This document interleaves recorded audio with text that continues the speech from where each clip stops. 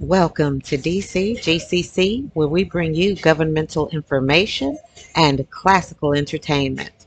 I am Governor Dr. Elizabeth Samantha Rothschild Judge, Governor of the Federal Estate of Washington, District of Columbia. And here, the DC transformation yet continues. We are still in the declared executive state of emergency, and yet we continue the best we can at the highest optimal capacity, the FUDC transformation. What I want to discuss today is I'll give y'all an update on everything else shortly concerning my personal regard as a government official. Yet first, we will go over the FUDC law enforcement orders of command. In past times, there's been the Metropolitan Police Department, and the Metropolitan Police Department still plays an optimal role in the government structure of the federal estate of Washington, District of Columbia. However, with the installation of my gubernatorial administration, which is the first gubernatorial administration of Washington, D.C., which is a federal estate of the United States of America, and we are the capital. There's just been the Metropolitan Police Department for the district. What is happening is the territory, meaning the capacity of the Metropolitan Police Department, is expanding, and the territory is vastly greater with regard to recognition and accountability. Therefore, MPD requires supportive enforcement departments in order to maintain full coverage of the district with law enforcement capacity.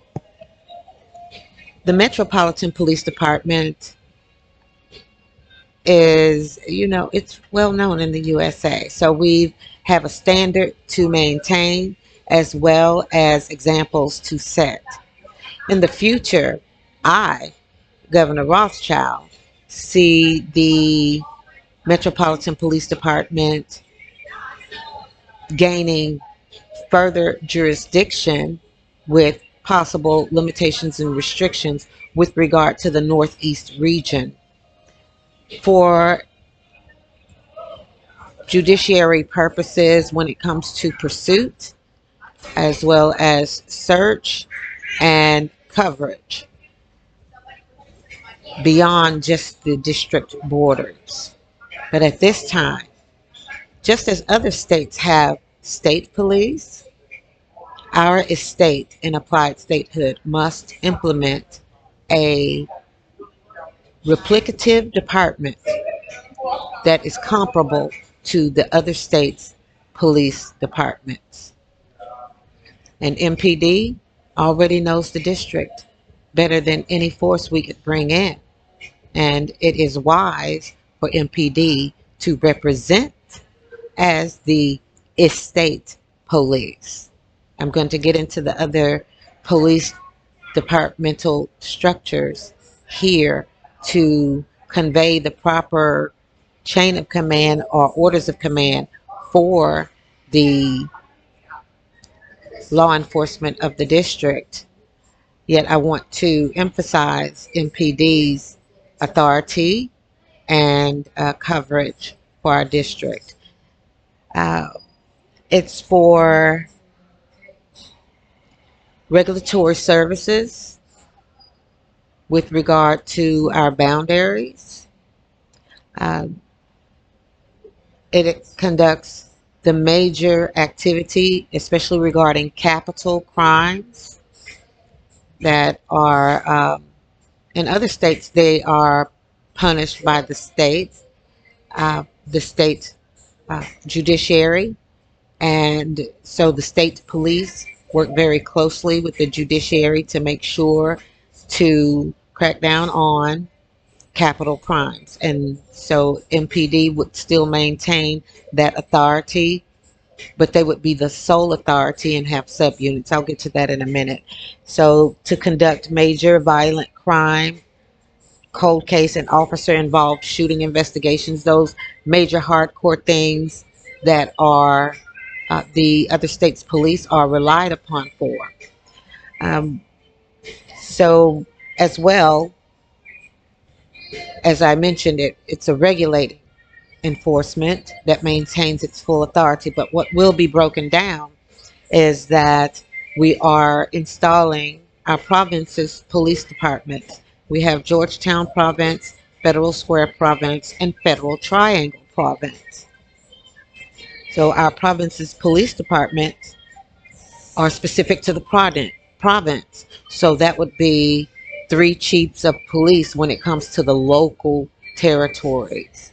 That gives us the opportunity to isolate, define, detail uh, criminal crime prevention in the district, and the persons that are assigned to the departments in the province, that's where they are. They work for the province police, not MPD. And some persons will be coming from MPD to go into the province's police departments. However, their powers as law enforcement officers does not diminish. Their jurisdictions and territories are either concise or enlarged, those who will not be a part of the MPD department. Okay. Uh, the province's chiefs of police,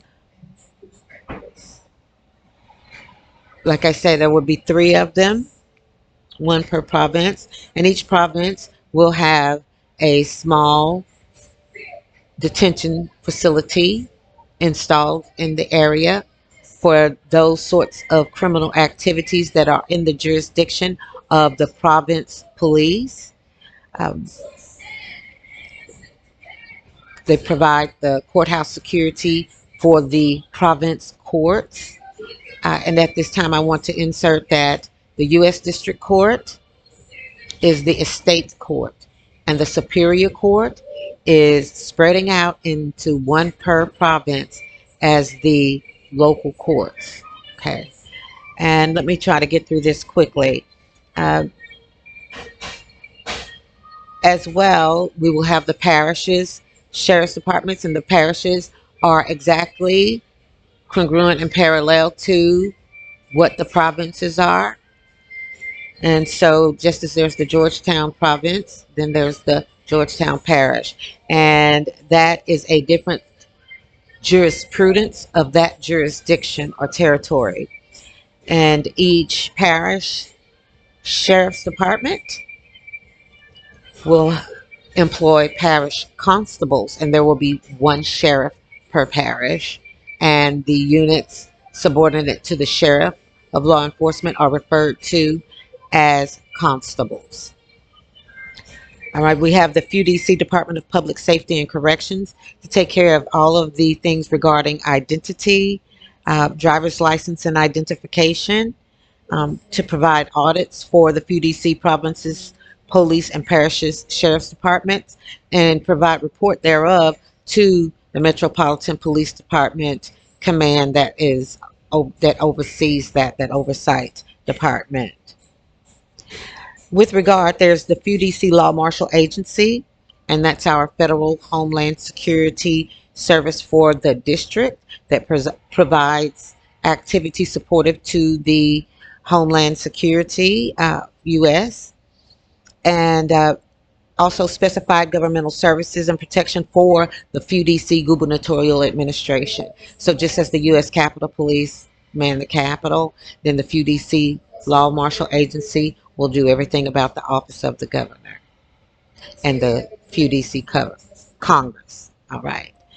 And that is our update. Everything is well. I'm still looking at the relocation. I'm still at the homeless shelter. And yes, things are improving. However, relocation is still required. You all have a great day.